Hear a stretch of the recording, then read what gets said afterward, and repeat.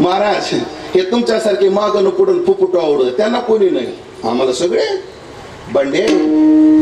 बंड्याची एक पहिली माय. पुढचं काहीच बोलू नाही, तुम्हाला हसायला काय झालं. बंड्याची पहिली माय. आता प्रत्येक माणसाची एक परवाच्या का घरी गेलो आणि पाया पडायला माणूस थोडा विनोदी, तो महाराज ही आपली पहिली बायको. आता तुम्हाला लक्षात काय मग ती बाई म्हणली अहो असं म्हणू नका महाराज, काय समजतील. तेवढी मी म्हणलो का दुसरी आहे म्हणून, दुसरी नसली तिला पहिले म्हणायला काय अडचण आहे. मुद्दा सांगत होतो. आम्हाला बायको आहे, आम्हाला लेकर आहे, आम्हाला घर आहे, बंगला आहे, पैसा आहे, दादा हे आहे ना आम्हाला. पुराणातली उदाहरणं भरपूर ऐकली तुम्ही. वाल्याला नारदाने बांधून ठेवायला लावलं, स्वतः गेला. ते उदाहरण तुम्हाला माहिती आहे, आता वेळ घेत नाही. पण एक उदाहरण माझ्या वाचण्यात फार गोड आलं. गेल्या वर्षीच वाचलं लॉकडाऊन मध्ये, कारण वाचायला भरपूर वेळ मिळाला. भरपूर वेळ मिळाला वाचलं. हा कोणत्या पुराणात वाचलं? हा व्हॉट्सअप पुराणवर वाचलं. हे नवीन लॉन्च झाले हजारी महाराज पुराण. व्हॉट्सअप पुराण हे नवीन पुराण. दृष्टांत फार गोड होता. एक म्हातारा एसटी मध्ये चढला आणि त्याचं पॉकेट खाली पडलं. पॉकेट पडलं, म्हाताऱ्याला कळालं नाही. म्हातारा जाऊन बसला, पण कंडक्टर मोठा सज्जन होता माझ्यासारखा. तुम्ही हसले माझ्यासारखा सज्जन म्हणल्यावर अडचण काय.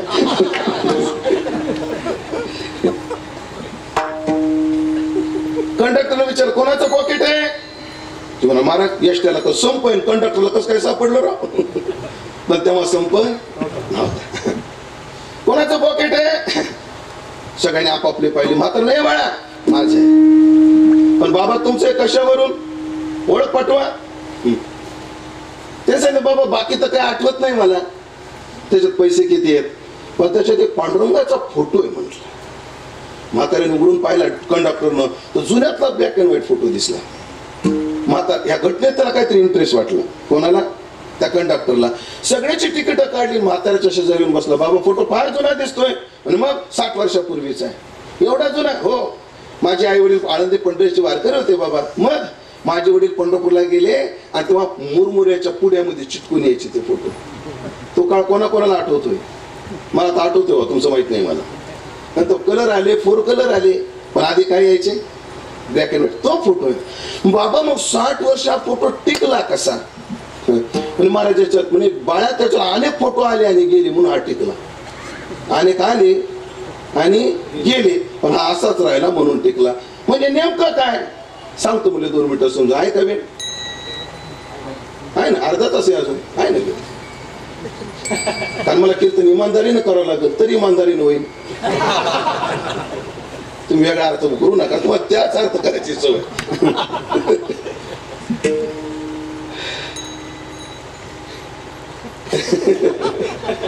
हा फोटो आहे म्हणे बाबा.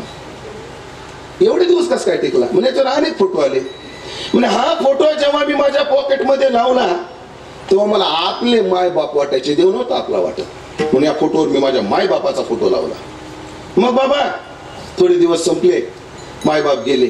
तो फोटो काढून टाकला. वडील लवकरच गेले, माझे आई वडील लवकर गेले. मग कोण नसते सदृश हो माया, माझ्यासारखा सुंदर कोण आहे? मग सध्या तरुण पिढीची जर गॅलरी तपासली तर 70% स्वतःचे फोटो आहेत आणि 30% दुसऱ्यांचे फोटो आहेत. विथ बाबा, डोकम, थोडे फोटो. जास्त फोटो कोणाचे? तरुणाचे फोटो होतात मोबाईल मध्ये, स्वतःचे. बाबा मी माझा फोटो लावला. मग काय झालं? थोडे दिवस झाले आणि माझं जमलं असा तो म्हणतोय. जमलं म्हणजे काय झालं? जमलं. वा, पोरं तयार बी आहेत आणि तयार बी आहेत. जमलं. आणि मग काय? मग मी माझा फोटो काढला, तिचा लावला. पण थोडे दिवस झाले माझ्या संसाराला गोंडच फळ आलं, मला मुलगा झाला. मग मी तिचा फोटो काढला, नातवाचा लावला, आपल्या मुलाचा लावला. मग थोडे दिवस झाले माझ्या मुलाला मुलगा झाला आणि दुधापेक्षा साईवर आणि मुलापेक्षा नातवावर महाराज जास्त प्रेम असतं. मग मी त्याचा फोटो काढला, नातवाचा लावला. नातवाचा कुठे आहे? आणि बाबा गेल्या महिन्यामध्ये जिना चढताना पडलो, माझा पाय फ्रॅक्चर झाला. हो, ह्या घाटात विखे पाटलाच्या हॉस्पिटलला महिनाभर ऍडमिट होतो. आणि सहज नातवाला फोन लावला, नातवा बाळ्या मला भेटायला येशील का? तर नातू मला तिकडून म्हणला, आजोबा आमचा संसार आम्हाला करू द्या, स्वतःची काळजी घ्यायला शिका. आणि मग लक्षात आलं हे कोणीच आपले नाही, सगळे काढून टाकले, हा एकटाच ठेवलाय, कारण हा एकटाच आपला आहे. त्याच्यावर अनेक आले आणि गेले, पण यानं मला कोणत्याच परिस्थितीमध्ये सोडलं नाही. या जगात आपलं काय आहे? एक देव आहे. आणि नियम जर असा असेल, आपलं आपल्याला भेटल्याशिवाय जर समाधान नसेल तर मग आपला देव आपण आपला केला पाहिजे. एक स्थितप्रज्ञाच्या लक्षणातलं पहिलं लक्षण पहा, लक्षात येऊन जाईल. हो, स्थितप्रज्ञस्य का भाषा समाधिस्तस्य केशव स्थितधि किम प्रभाषेत किमासीत व्रजेत किम, असा प्रश्न अर्जुनाचा आहे. आणि भगवान उत्तर देताना म्हणतात, श्री भगवान उवाच प्रजाहाती यदा कामान सर्वान पार्थ मनोगतान. आता ऐका महाराज, मला पुढचं पाहिजे. आत्मन्यवात्मना तुष्टः स्थितप्रज्ञस्तदोच्यते. जो आत्म्यात राहून आत्म्याकडून समाधानी आहे तो स्थितप्रज्ञ आहे. म्हणजे आपला असणारा देव आपलासा केल्याशिवाय सुख नाही. ते नेविन जीवा सुख नोहे, त्याच्याशिवाय सुखीच होणार नाही. आणि का त्याच्याशिवाय कसं काय सुखी होणार नाही? छोटी युक्ती. चहा जर गोड व्हावं वाटत असेल, अरे बाळा चहा पितो, हा ठीक आहे, दूध बी पित नाही, पाणी ती तरी नशीब. तुला पितो का? दूध पितो ना. दूध जर गरम गोड व्हावं वाटत असेल, दूध जर गोड व्हावं वाटत असेल तर मीठ टाकावं लागतं का चटणी टाकावी लागते? मिठानं नाही का? मिठाला चवदार होतात ना भाज्या, तरी सुद्धा नाही. ऐका, मिठानं भाजी चवदार होते याचा अर्थ चहा गोड होतो काय? संपत्तीने संसार चांगला होतो याचा अर्थ जीवन समाधानी बनतं काय? नाही बनत. दादा ध्यानात ठेवा. आणि अनेक संपत्तीवानाचा झाला नाही नीट तर आपली काय टिपूजीला बोलतो. गेल्या महिन्यातली गोष्ट, माझं मुंबईला कीर्तन होतं आणि माझ्या कीर्तनाला ते आणि लांब ते मोठा बंगला कोणाचा 7 मजली? मुकेश अंबानीचा आहे ना तो, का अनिल अंबानीचा आहे? मुकेश अंबानीचा.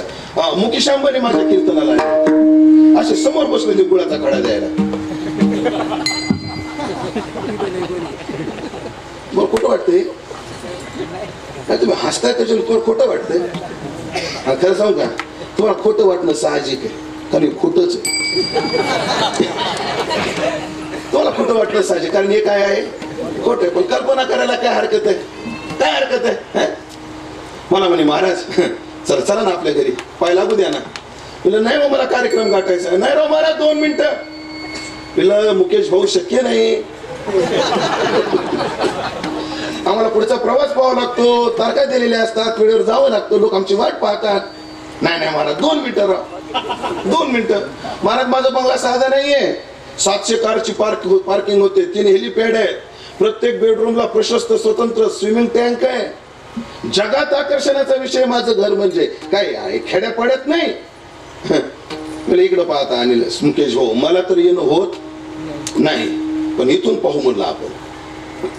तिथं पृथ्वी गोल होता ओंकार महाराज, ते नसतं का शाळेमध्ये असा जगाचा नकाशा, तो होता. म्हणलं या नकाशावर तुमचं घर दाखवा मला कुठे. तुमचं घर कोणत्या खंडात आहे? म्हणजे आशिया खंडात. आम्ही आशिया खंड काढला. म्हणजे आशिया खंडात तुमचं घर कुठे आहे? म्हणजे भारतात. आम्ही भारतापर्यंत गेलो. भारतात तुमचं घर कुठे आहे? महाराष्ट्रात. आम्ही महाराष्ट्रापर्यंत गेलो. म्हणजे महाराष्ट्रात घर कुठे आहे तुमचं? तिथे एक टिंब होता फक्त, मुंबई. म्हणजे मुंबईत कुठे आहे? तर मुकेश अंबानीला त्याचा बंगला जगाच्या नकाशावर दाखवता आला नाही. मग कधीतरी विचार करायचा, मुकेश अंबानीचा एवढा बंगला जर जगाच्या नकाशावर दाखवता येत नाही, आपली 80-25 आहे, 80-30 आहे, त्याच्यावर शेजारीनं 5 वर अतिक्रमण केलेलं आहे, 4च खोल्या, त्याच्यात एकावर पूल बसलेले, 3च खोल्यात, एक गळती, एकात कसा तरी राहतो, पाहुणे आले की अवघड परिस्थिती आहे. ही संपत्ती लागल कुठं? केला पाहिजे. केवळ तुम्हीच नाही, आम्ही सुद्धा.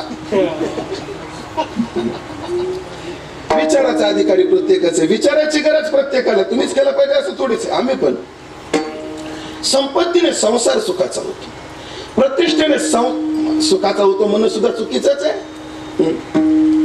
मला प्रश्न पडायचा पैसा जगायला लागतो असं म्हणतात ना, पण माझा एक अनुभव असा आला महाराज. 2 घटना अशा आहेत की पैसा जगायला सुद्धा उपयोगाला येत नाही महाराज. देवला फार मोठा एक सत्ता झाला आणि आता मोठं नियोजन, आवाढव्य नियोजन होतं. आणि आवाढव्य नियोजन असलं, नियोजन थोडं इकडे तिकडे होणारच की. घरात 4 पाहुणे आले तर बाईची धावपळ होते, आणि 3-3, 4-4 लाख लोक एकदा चालल्यावर अडचण होणारच. मग सत्याचं नियोजनात पहिल्या दिवशीची पंगत बारगळी. मग लोकांनी देव जेवढ्या हॉटेल होत्या तेवढ्या रिकाम्या केल्या. किराणा मालाच्या दुकानावर बिस्किट पुढे संपले, गोल शेंगदाणे संपले, काहीच भेटेना आणि भुकेजून गेलेले लोक. एक जण मला महाराज काय भेटेल का खायला? पैसे आहेत का? हो म्हणे 2000च्या नोटाचं बंडल आहे. काय ना म्हणलं 2-4 नोटा. काय म्हणलं 2-4 नोटा पोट भरतं त्या ना? नाही. मग पैसा जगायला तरी काय मिळतो का? हे जाऊ दे, काल्पनिक असलं तरी. माझा अनुभव सांगतो. 2 वर्षापूर्वीची घटना आहे. माझ्याकडे कोणी टेरेनो होती, तुम्हाला माहिती. आम्ही गाडी घेऊन श्रद्धासागरचं कीर्तन केलं. आकोटचं शेवगाव सोडलं, खामगाव सोडलं, आणि खामगावच्या पुढे 20-25 किलोमीटर आलो. मला औरंगाबादला आमचे नंदू महाराज भगत त्यांच्या गावी गल्ले बोरगावलाच काल्याला यायचं होतं. त्या दिवशी गल्ले बोरगावचा काला होता. आणि मी निघालो, आणि त्या खामगावच्या पुढं खटखट खटखट गाडी वाजली, आणि एकदम इंजिन जाम. टाइम बेल्ट तुटला, पिस्टन फुटले, आणि इंजिन जाम झालं. बरं, रात्रीचे फक्त 2:30 वाजले होते. किती बाया? 2:30. बोलते तर कोणी ओळखीचं नाही. राहुरीला असतं तर आमच्या तात्याला फोन केला असता, वांबरीत असतो तो महाराजाला फोन केला असता. कोणी ओळखीचंही नाही, आणि एवढ्या रात्री कसा फोन करावा म्हणून गप्प बसलो. योगायोगाने त्या दिवशी माझ्यासोबत 50,000 होते. त्या दिवशीच होते बरं, हिशोब नका लावलं लगेच. 50, 10, 5, 30 वर्षाचं किती. हे भानगडीत पडी जाऊ नका. योगा म्हणते. आणि ते 50,000 मला म्हणत होते. ओ ह बापा. कोण ह बापा म्हणतो पा मला. कपाट दरवाजा उघडला तर त्या पिशवी त्याच्यातून आवाज आला, ओ ह बापा. मग मी ती पिशवी उचलली तर ती पैसा बोलत होता मला. ओ ह बापा. काय? मला झोपायचं आहे. कोण म्हणत होता? पैसा. मग मी काय करू? जागे ना, माझं राखण करा. लक्षात येते बोलणं. 50,000 शांत झोपले होते, आणि हे ह बप त्यांचं राखण करत होते. म्हणून संसार व्यवस्थित दिसतो, होतो नाही, दिसतो. आणि पहा तुम्ही, मी फार मोठ्या मोठ्या बंगल्यात जातो महाराज. वाकडला एक परिवार आहे आमचा, इतक्या जवळचा आहे. त्याची आई आजारी होती, तिला भेटायला गेलो. त्या बाईनं काय शब्द वापरावे महाराज, म्हणजे अंगावर काटा आला. ती बाई म्हणली, महाराज फक्त देवाला एक प्रार्थना करा, पुढचा जन्म मला झोपडे येते ह्या बंगल्यात नको. लता मंगेशकरची प्रसिद्धी कमी आहे, हो? लता मंगेशकरची लोकप्रियता कमी आहे. एका पत्रकाराने लता मंगेशकरला विचारलं, पुढचा जन्म जर तुम्हाला माणसाचा मिळाला तर तुम्हाला काय व्हावं वाटेल? तर लता मंगेशकर म्हटली, मला पुढच्या जन्मात लता मंगेशकर सोडून सगळं व्हायला आवडेल. मग कलेच्या अंगावर प्रसिद्धी किती मिळेल आपल्याला? किती आम्ही समाधानी होऊ? कीर्तनाच्या अंगाने आम्हाला किती प्रतिष्ठा मिळणार आहे? आम्ही किती समाधानी होऊ? संपत्तीच्या अंगाने आम्हाला किती प्रतिष्ठा मिळणार आहे आणि आम्ही किती समाधानी होऊ? महाराज, मूळ अज्ञान तवला टिकेता याचे कार्य हे केतुके. ज्ञानोबा म्हणतात, ज्याचं बीज त्याचा शिन तेच फळ, जे पेरलं तेच उगवतं. असत जड दुःख रूप माया जर या जगताचं कारण असेल तर त्याचं फळ काय भेटेल आम्हाला? म्हणून या युक्तीवर तुकोबाराय म्हणतात, याला केलं आपलंस तर जीवन सुखी, नाहीतर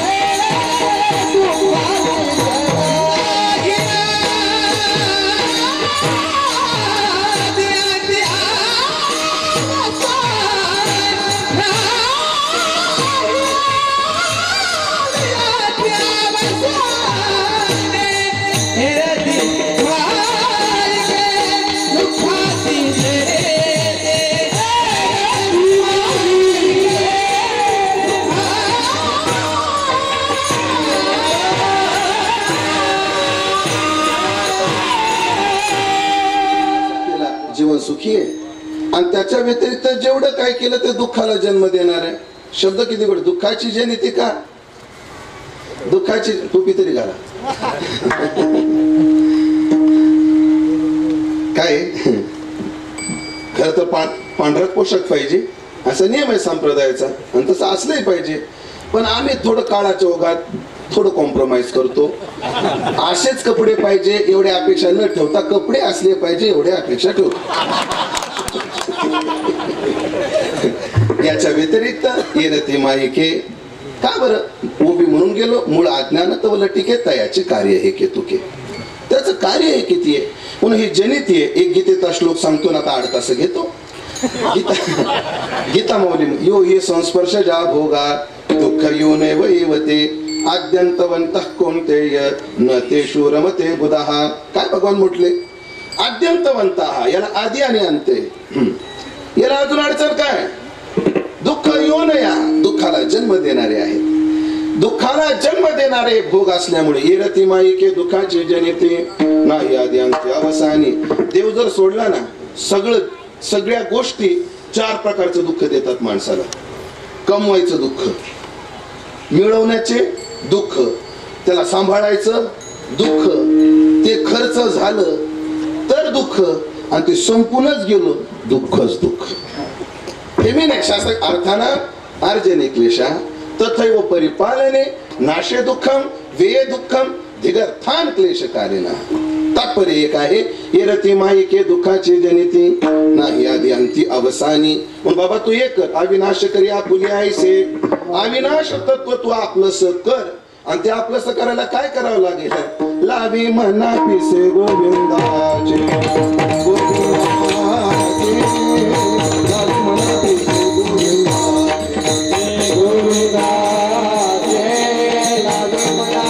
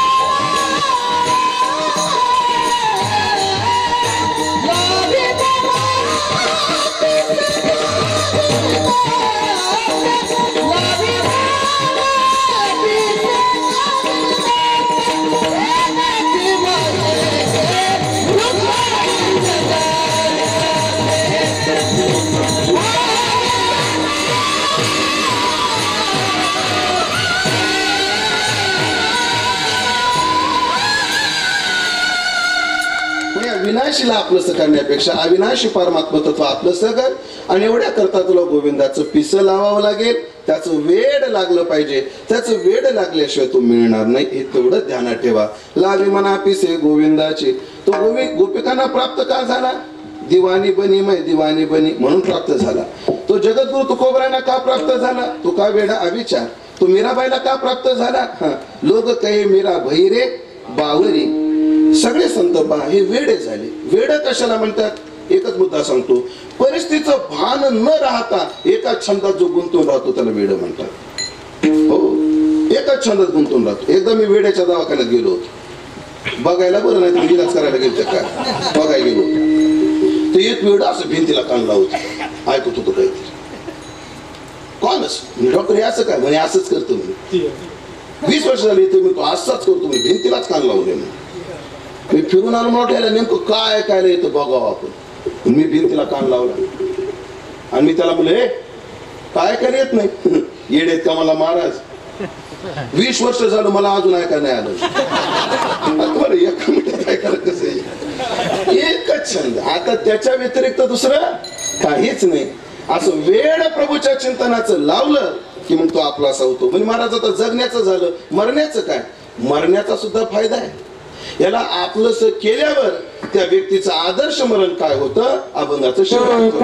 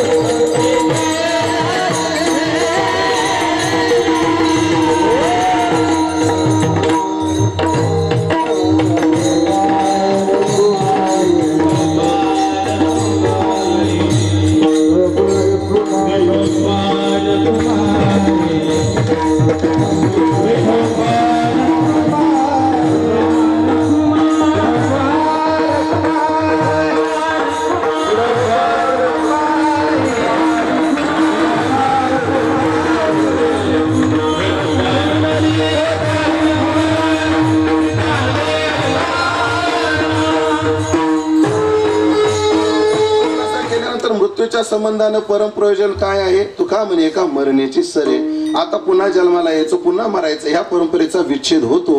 आणि त्याचं अवांतर फल काय आहे? उत्तमाची उरे कीर्ती मागे. लोक कीर्ती करता आपण एवढं झटतोय, सगळेजण, तुम्ही काय आम्ही काय, सगळ्याला कीर्ती असावी वाटते. पण ती कीर्ती कशी पाहिजे? उत्तम पाहिजे. आणि मेल्यानंतर ती उत्तम कीर्ती शिल्लक राहिली पाहिजे.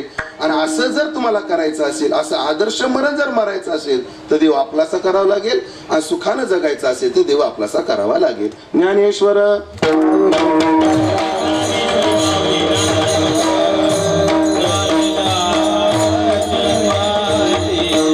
सेवेचा भाग संपला. या ठिकाणी मोरे पाटील परिवारावर गेल्या वर्षी मोठं दुःख कोसळलं. खरं गेल्या वर्षी हे पूर्ण मोरे पाटील मोठ्या दहशतीमध्ये जगलं, पण ते अवसान जरा लवकर झालं वयाच्या मानाने. पण एक आहे, संसार पूर्ण जगून त्याने आपलं जीवन संपवलं. बाप म्हणून मुलाकरता बापाचं जे जे कर्तव्य असतं ते त्यांनी पूर्ण केलं. मुलीचं लग्न बापाचं कर्तव्य आहे. ती चांगल्या सुसंस्कारी घरामध्ये आपली मुलगी दिली म्हणजे उदर भरण्याचा, त्याचा संसार सुरळीत चालण्याचा काहीतरी उपाय बापाने केला पाहिजे. त्याही केल्या. एका पोराला मेडिकल टाकून दिलं जनावरांच्या औषधांचं. अनेक मुलगा शेती पाहतो म्हणजे संसार त्यांनी पूर्ण केला.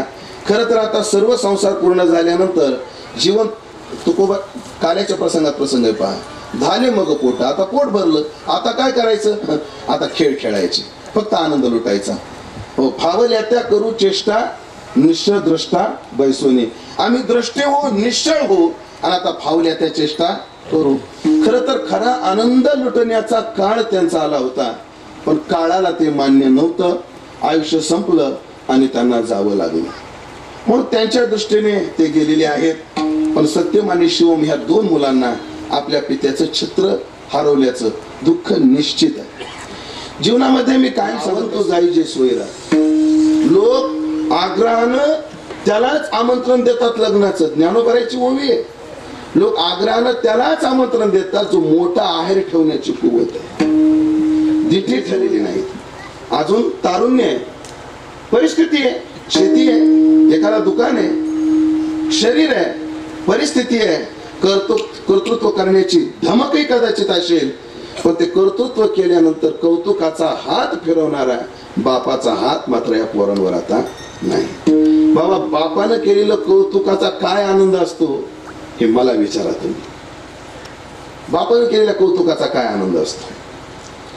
खर तर मला योगेश महाराज तुमचा बाप नाही सांगता यायचं, ओंकार महाराज तुमचे वडील कसे आहेत हे मला नाही सांगता यायचं, पण माझा बाप कसा आहे मला फिरून फिरून मारायचे. एवढे एवढे तुकडे माझ्या अंगावर वडिलांनी केले, त्याचे खुणा अजून माझ्या शरीरावर आहे.